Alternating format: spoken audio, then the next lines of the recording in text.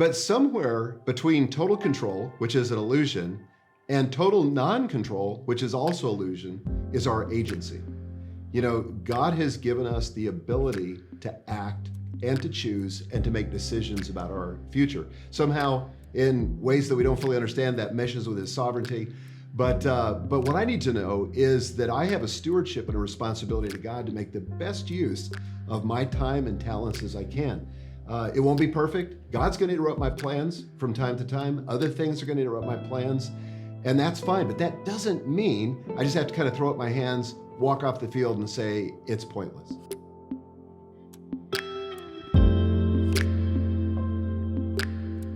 Hi, my name is Colleen Swindoll Thompson. I am the director of Insight for a Living's Reframing Ministries, and I am so over the top excited to introduce my guest today, which is Michael Hyatt. Michael, thank you for being with me today. Thanks, Colleen. Great to be with you. I am so thrilled. Well, I have a little list here to introduce you to our audience. I don't know if many of them don't know you, but you've been named by Forbes as one of the top 10 online marketing experts to follow. You have 2 New York Times bestsellers, Platform University and Living Forward, the book that we're talking about today. You are a blogger that has a following all around the world. You know more about electronics, I think, than anyone I've ever listened to. We'll see.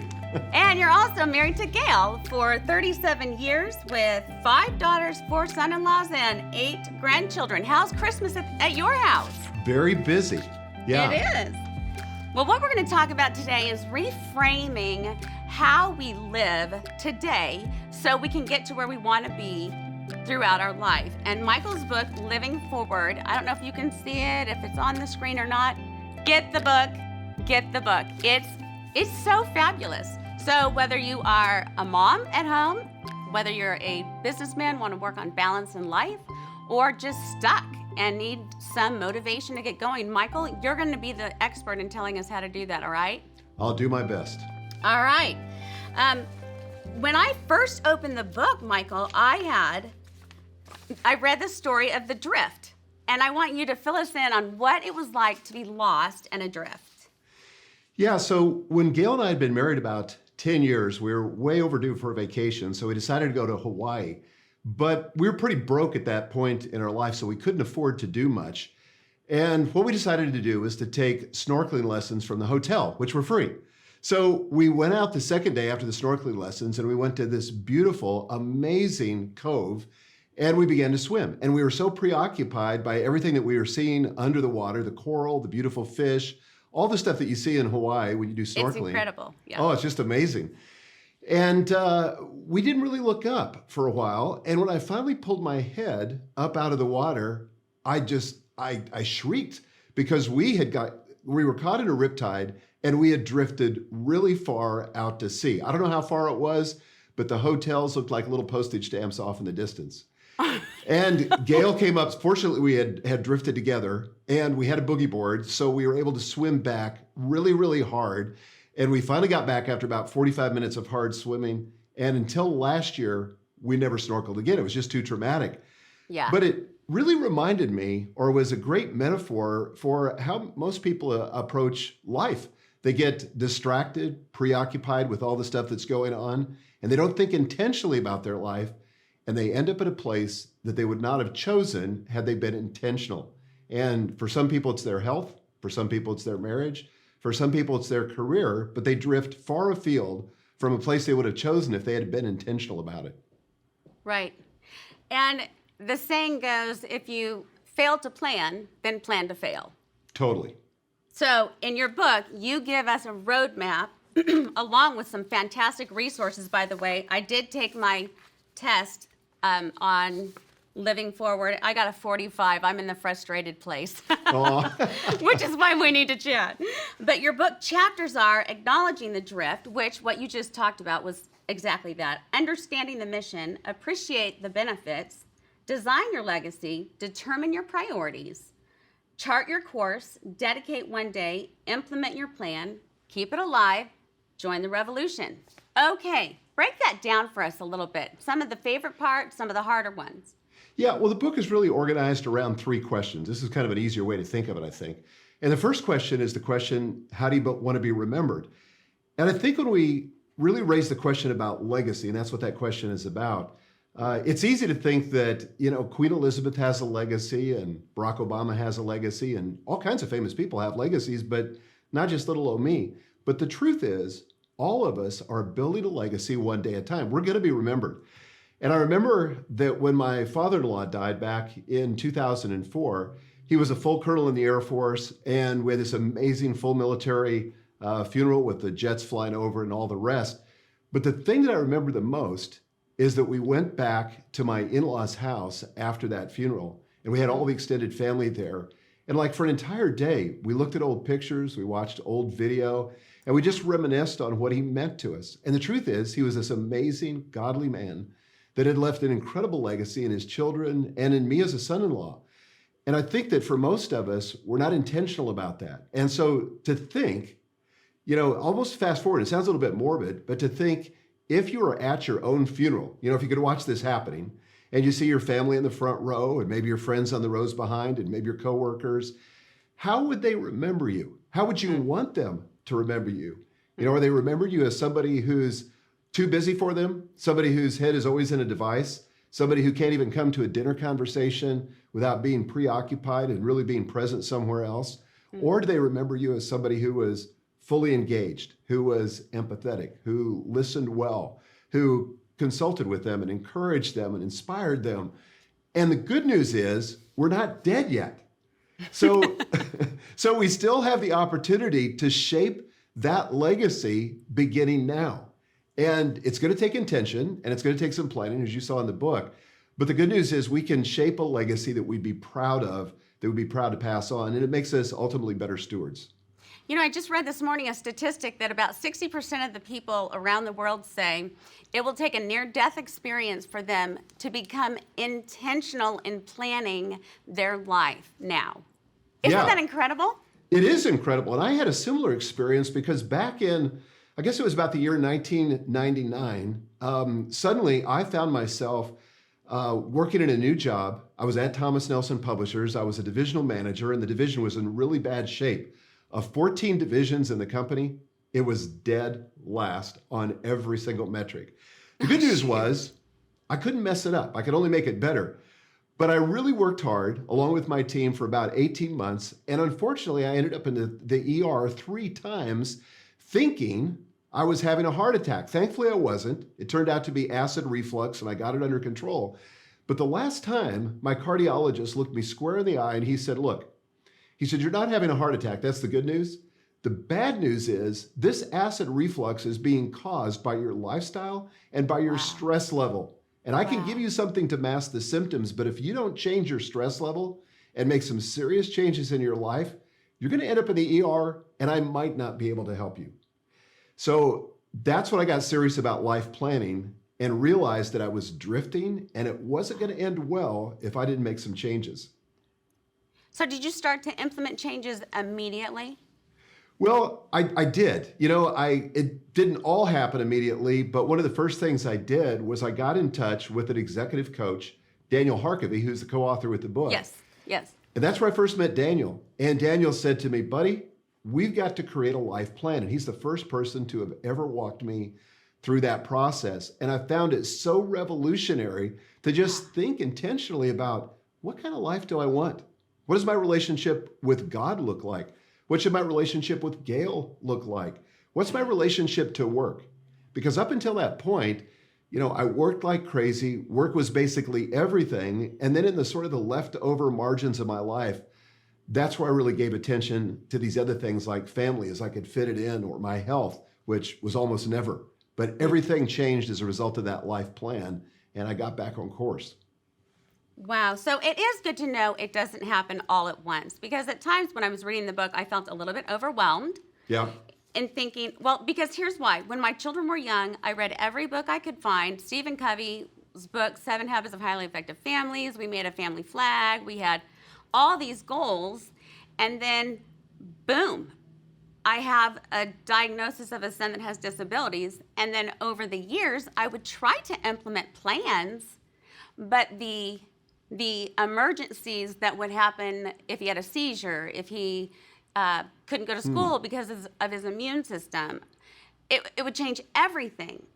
Talk to the person who has some unpredictable realities in their life. Yeah, this is a common problem. Obviously, we don't have total control of our lives. There are a lot of things that happen that that we can't control. Things like you just mentioned that come into our life and interrupt our life, and the best laid plans are quickly thrown askew. And I hate that. Yeah, I hate that want to too. be in control. But somewhere between total control, which is an illusion, and total non-control, which is also illusion, is our agency. God has given us the ability to act and to choose and to make decisions about our future. Somehow, in ways that we don't fully understand, that meshes with his sovereignty. But what I need to know is that I have a stewardship and a responsibility to God to make the best use of my time and talents as I can. It won't be perfect. God's going to interrupt my plans from time to time. Other things are going to interrupt my plans. And that's fine. But that doesn't mean I just have to kind of throw up my hands, walk off the field and say it's pointless. No, we flex. It's kind of like my family and I drive from Nashville, Tennessee, where I live, down to Destin, Florida, almost every fall for our fall vacation. And sometimes when we get to Birmingham, there'll be construction. And so the path that we had laid out, the plan that we made in Nashville based on what we knew then, doesn't quite work out like we planned. And we have to take a detour. And that's a good metaphor, I think, for how life is. Just because you hit a construction zone or you hit a detour doesn't mean you quit and go back to home. It just means you adjust and flex and make plans. And one of the things we try to do in the book is not make a life plan this big, cumbersome document. Yes. It has detailed action plans, because that's not how life works. It's got to be simple and flexible, and that's what I think we set forth in the book. Well, and I love the examples that you give in the end. And then you also talk about the 5 to 15 page document to be read every day as you begin out loud, which we know now with neurochemistry, that creates certain neurological pathways in the brain that then reinforce our behavior, which then create more motivation. Totally. So it's an incredible system when we look at wellness. Like, you have several posts about getting better sleep and how to eat better. Yep. And we've even done genetic studies, DNA studies. What kind of vitamins do we absorb? How can we be the best possible for whatever the Lord wants for us? Now, give me an example of something that may have interrupted your life plan that you could not change and had to reframe. In other words, you had to say, I started seminary and I wasn't able to continue because the needs at home.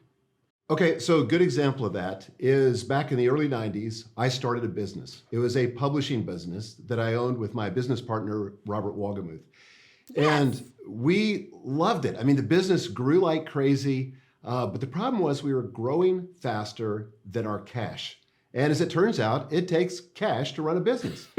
And so essentially we went bankrupt. In fact, we were too broke to go bankrupt, really, because all of our assets were pledged to the bank. And so we just had to shut down the entire business. Now, it would have been easy for me in that situation to just kind of walk off the field and say, I guess I'm not destined for business, or I'm lousy at business. I could have invented an entire narrative around those facts. And believe me, I didn't bounce back immediately. Resiliency was a process. But today I look back on that, and I think if that hadn't happened, I wouldn't be where I'm at today. I wouldn't have gone on to become the chairman and CEO of Thomas Nelson. I wouldn't have been able to start the business that I own and enjoy today, because I learned lessons in that experience that, first of all, I wouldn't want to repeat, let's be honest. But at the same time, I wouldn't want to trade them for anything, because it's always in the hard stuff, in the adversity, and I hate this, but in the adversity where we learn the most important lessons that we can apply later. So the cool thing is I get to choose, and the story that I tell myself about that experience is what really determines how I see the future. And that, for example, I could have said to myself, I'm not good at business. I guess I'll just give up. Maybe I'll do something else. Or maybe I wouldn't start another business. Or maybe I wouldn't have become the CEO of Thomas Nelson. But because I saw that as something giving me valuable experience, wisdom, then I was able to use that in a way that benefited me and hopefully the people that I led. I don't know if you're familiar with how this was built or how we built this. It's an NPR podcast that I listen to. And it talks about It's for entrepreneurs and leaders. And not one story, the gal who invented Spanx, the person who invented Lyft, the person who has invented so many things that we use today, they have all hit the skids at some point and then bounced back and become even more passionate about what they end up doing. Well, the important thing about that, Colleen, I think, is that it really develops something that's critically important for us as leaders, and that's empathy. Yes. To become more self-aware. And, I've worked with a lot of famous people, mostly in the publishing business, and one of the most insufferable kinds of persons is the person who's never failed. The person who seems to have been handed everything on a silver platter, and they just had this screaming success, overnight fame.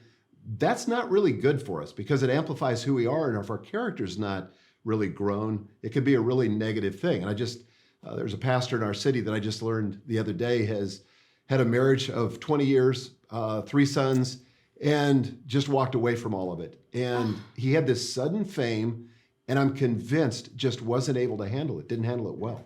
So adversity is good for us. Well, what's interesting, I did come across a Huffington Post, an entrepreneurial post today as well, and she says when you're starting anything or when you're setting out to accomplish as a leader something, you're going to fail. Yep. And in fact, my dad gave a talk at Wheaton College when my niece was graduating, and he said, I'm going to talk on failure. And she looked at him and said, Bubba, are you serious? And he said, yeah, because not one of these people are really wanting to fail, but it will be the best gift for them. That's right. It's true. I mean, until we hate it. I hate it, but until we learn how to process failure, there's not really a way forward. And our past does not have to equal our future. But for so many people, they get defined in terms of their past. And so we've got to have a bigger why that's in the future to really process that past and really be able to move forward. And that's, again, one of the things we try to do in Living Forward is help people think about the future. In fact, I was talking to my trainer at the gym this morning, and he was reminding me of an old metaphor I'd heard. And he said, well, nobody drives through their rear view mirror because it's so small and you're going backwards, but the windshield in front of you is huge. Yes. And I think that's a fitting metaphor for life too. We've got to be able to reframe what we experience so we can use it in moving forward. And it does cultivate tools that never would have ever been cultivated. And resiliency and empathy are 2 of the other things that were listed in this article that I read this morning. You mentioned in the book 13 virtues that Benjamin Franklin wrote at age 20. I couldn't believe that. He talks about temperance, silence, order, resolution, frugality. I can never say that word because I don't like to be frugal. Industry, sincerity, justice, moderation, cleanliness, tranquility, chastity, and humility. When you hear those character traits, because you just referred to character, which I think is the backbone and bottom line to a successful business or a successful life, what qualities do you focus on when you hear that list? Well, one that I didn't hear in that list, and I don't have that list in front of me, but one of them that I think is so important for leaders is integrity. And one of the things that a life plan does is it helps you get more congruence between your external life and your interior life. And I've seen so many people where those get out of whack and they're kind of one thing to the public and they're another thing at home when they're with their family and the cameras are off. But true integrity, true integration, where there's an integration between the outer and the internal, is what happens when we're living our values. And you mentioned Dr. Stephen Covey. I love how he defines integrity. He contrasts it first with honesty. He says honesty is when we make our words line up with reality. Integrity is actually just the opposite, where we make our actions line up with our word. So that if we say we're going to do something, then we do it. If we make a promise, we keep it. If we sign a contract, we fulfill it. That's true integrity. And I think it's particularly important as Christians and Christian organizations that we do what we say we're going to do, that we keep our word. That was something that when I was growing up, that was just kind of how it was. You could shake hands on a deal and people kept it. But today, even if you've got a signed contract, it doesn't necessarily mean the other party's going to live up to their end of the bargain. I think the integration part of this and having a life plan does force you to really integrate where you're going, but with where you are now. In fact, I was just thinking of Tuesdays with Maury and how as he met with this younger college student that he had mentored for so long, Maury had his funeral before he died to see what it would be like because he wanted to celebrate his life. So that's kind of what you're talking about, is celebrating your life as you go along. Yeah, it really is. And, you know, as you were reading that list from Benjamin Franklin, you know, another thing I thought about was just priorities. You know, values are a way to express our priorities. And the second question that we deal with in the book is what's important to you. And it's really a question about priorities. You know, we've talked about how do you want to be remembered, but what's important to you? And most of us know what's important to our spouse, or we know what's important to our parents, or we know what's important to our institution, or maybe culture at large, but what's important to us? And getting clear on my priorities has been incredibly helpful as I try to navigate through all the various demands of life. And, you know, God is obviously number one for me and probably for most people that are listening to this. But surprisingly to a lot of people, I put myself as number two. And the reason for that is very similar to when you're flying on an airplane and they tell you that in the unlikely event of turbulence, put your own oxygen mask on first before you attempt to fix it to somebody else. Because if you're passed out, as it turns out, you're not of much use to anybody else. True. And so I think an appropriate level of self-care is critically important. Not to be selfish, but so we can serve other people. You know, if I'm healthy, if I'm emotionally connected, if I'm socially integrated, I'm going to be able to serve my family much better than if I'm nursing old wounds that haven't been dealt with, or if I'm out of shape and don't have the energy I want to be able to be available to them. So an appropriate level of self-care is critically important. But once we have these priorities, it can be hugely helpful in navigating the decisions, small and great, that happen in life. Can I tell you a story about that? Absolutely. Okay. So back in about 2008, when we were right in the teeth of the Great Recession, I was the CEO at Thomas Nelson, and we had sold the company to a private equity company, and they didn't bank on, and I didn't bank on the fact that we were going to hit the Great Recession. So it was turbulent times. You know, it was all hands on deck, and it was really difficult. I finally decided after about a year that I just absolutely had to get away and take a vacation. So Gail and I had planned to go to Colorado for a week, way up in the mountains, deep in the woods, and just nurture our relationship and frankly do a lot of sleeping. Okay. And on the way, I was actually going through Dallas, where we were connecting, and then going to Denver, where we would drive up into the mountains. But in Dallas, I got this text from the chairman of our board. And he said, hey, I think you've left the office. You're on vacation, but we're going to come to Nashville on Monday, and we'd like you to be there. And I mean, my heart sank. This was a vacation I had given them plenty of warning on. Everything was buttoned up back at the office. And I needed this. My family needed this. My wife needed this. And so I said to Gail, I said, man, I can't believe this. And she said, honey, look, you do what you need to do. I'll support it. I'm with you all the way. And so I said, okay. So I wrote him back an email and I said, look, my staff will take care of you, but I'm not turning around. I'm going on to Denver. Wow. I'll talk to you when I got back. And I was only able to do that. I was only able to find the courage to do that, even though, by the way, I was scared. But I found the courage because I had a clear set of priorities, and my family came way above my job. Now, what was really interesting is that when I got back to Nashville, a little over a week later, I asked my CFO and the team, I said, hey, what was that meeting about? And he said, honestly, nothing. He said, it could have been handled via email, but I would have scuttled my vacation plans, a time of much needed rest, a time of real connection with my wife, except for the fact that I had a clearly delineated set of priorities that kept me on track. Okay, now I'm going to throw a monkey wrench in this here. Okay. Because I think that's fantastic, the way that we should be living. What happens when two of your high values collide? Because as a caregiver, first of all, the statistics are they have they die usually 7 years earlier. We're very poor about caring for ourselves. We have more heart conditions, probably because we have more adrenal stuff going on inside because we're always revved up. And raising a son with autism is like being on the front line of war 24/7 is what they have said. So there's some PTSD in there. Okay, I value self-care, but I also value having to care for someone who can't care for himself. Sure. So be the magician and sprinkle the fairy dust on that.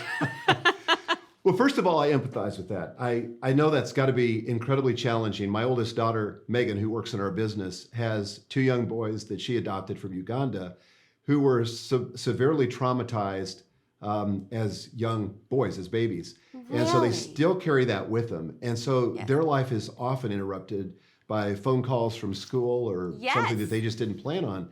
And even down to a young mom who has a newborn infant. I think there's a couple things that'll help us there. One is, I think, to recognize that there are just some seasons that are harder than others. And we've got to be, self-care is being easy on ourselves, not holding us to a higher standard than is really warranted at this season in our life or in our situation. But again, it kind of goes back to the fact, like we were talking about earlier, just because you don't have total control doesn't mean you don't have some control. And sometimes it may take some brainstorming with a spouse or with some friends or people in a network of people who are in a similar situation to say, look, this is hard, but we want to be around for the long haul. And is there a way that we can help one another so that, and I've counseled young couples with this, with sleep strategies where, maybe tonight you're going to have to sleep in a different room and your husband's going to take care of the baby, and maybe you'll reverse it the next night, or maybe you'll trade off on the weekends with another couple. But I think if we can strategize it and make it a priority, we may not be able to get all the self-care we wish we could if we didn't have all those responsibilities, but I'll bet that we could get more than we would otherwise if we just drift into it. And I think stuff like Tim Ferriss's book, the 4-hour work week, and then the 20-minute workout. I mean, we're all over learning how can we do this more effectively and efficiently because our time is limited, frankly. Totally. Let me go to, that's really interesting. I did not know that about Megan, and I would love to hear more about that as well, and your grandsons. I tell people I'm an African-American grandfather. That works. Why not? When you have one of the things I love are the tools that you provide in the book. You have livingforward.com ideal week, and you talk about creating your ideal week, and then buildingchampions.com, which is also another resource that you offer to find out where you are now. So there's really no excuse, is there? There's really not. And I think one of the great things about the assessment that we offer on the site at livingforwardbook.com is it helps you just sort of assess where you're at today. Because, somebody said to me 20 years ago, you need to do a life plan. I would say, yeah, right. But if somebody said to me, where are you today in relationship to where you want to be? That's a much more thoughtful question. Because then I start looking at the various areas of my life, and I look at my health and look at my marriage, look at my social relationships, look at my work, my avocations, and all the rest. Then all of a sudden I think, you know what? There's probably another level that with a little design, with a little intention, that I could get to. And so that's the beauty of the assessment. The Ideal Week tool is kind of cool because it basically has the presumption as you're putting together this tool, what if I had 100% control of my life? How would I like my week to look? Now, I would be in heaven. I know, it'd be awesome. But and none of us have that kind of week. But when we have that kind of week on paper, and we share it with the people that help schedule our calendar and the people that we interface with, then we can work toward that ideal week. And so, for example, one of the things that's on my ideal week is I make time first thing every morning for prayer, for Bible reading, for exercise, for some of those things that, for me at least, if I wait till later in the day, those things are going to get hijacked by something else. So in the ideal week, I map those first thing, and I really try to do those so that if nothing else gets done, even if I'm interrupted or distracted, I'm going to get the most important things with regard to self-care done first. Okay, now on your blog you have, I love how practical your blog is, Michael. And thank you. I loved top 10 mistakes, top 10 mistakes derailing your goals, 3 forces that shape character, which I think are fantastic, how to quickly create a killer blog post. I have yet to master that one. How do you write one so quickly? But you also have one on setting up camp in the discomfort zone. What have been some of your discomfort zones, and how have you learned to set up camp there? Well, I would say that almost everything I do now that is in what I call my desire zone, where passion meets proficiency, where I really love it and I'm good at it, are things that were initially in my drudgery zone, things that I hated.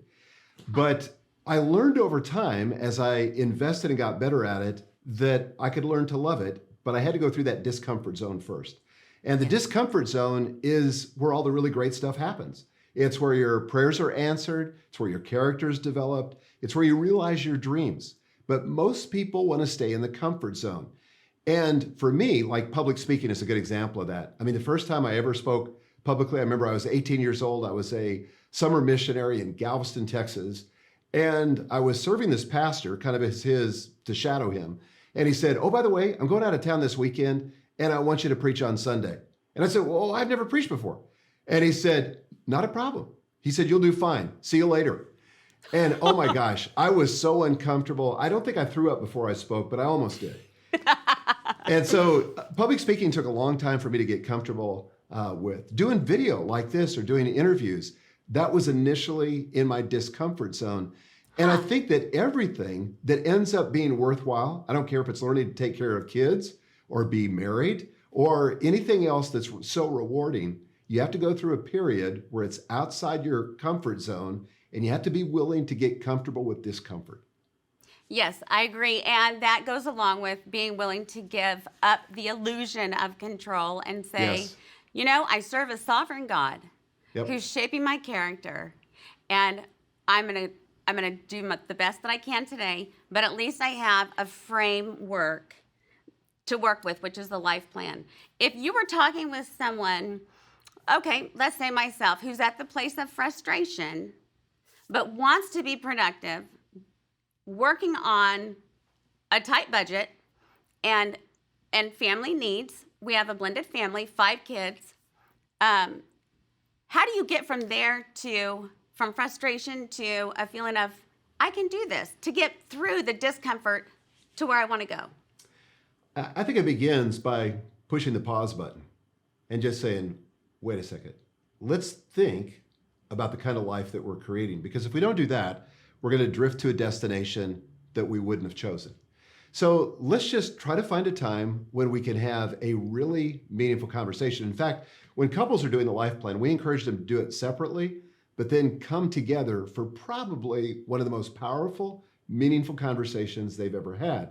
Because in the context of life planning, it's basically a guided way to dream about the future and to revive those dreams. You know, what were those dreams that you had 20, 30, 40 years ago that maybe because of the pressure of life and the circumstances of life have gotten buried like a beach ball being held underwater, and it's time for them to come out and to think about, okay, what would I like to have for my health? I mean, I'm not getting any younger. I'm 61 years old, but today I'm in the best shape I've ever been in. That didn't just happen.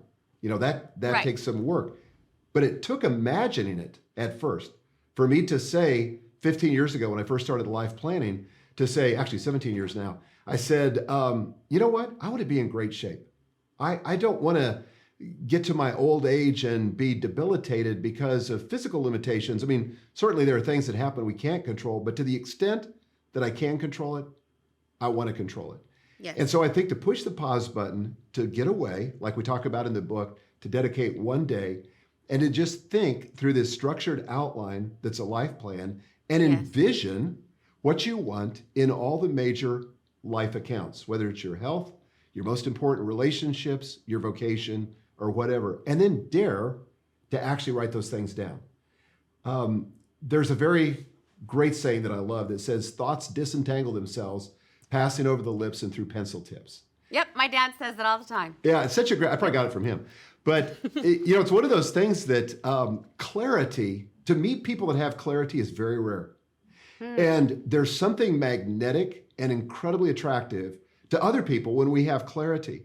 And the thing about life plan, the thing that it does is it gives us clarity for our own lives.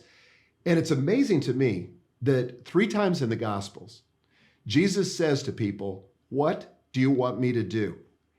And they couldn't answer it. And for most of us, we can't answer it because we don't know what we want. And so and then we get upset with people when they don't meet our expectations. That's right. You know, it's like, you expect us to read your mind? No. I mean, No. tell us. That's right. So define clarity.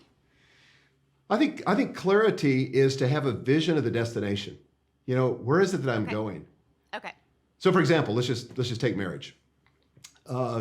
Great marriages don't just happen. You know, it's not like you just got lucky and happened to marry the right person. The truth is, for Gail and I, we're initially attracted to one another. And then we found that the very things that attracted us to one another eventually annoyed us about one another. Right. And so then we, you know, like opposites attract, but then they end up repelling. And then we had to come together and realize that there's enormous strength in our differences and how we're different.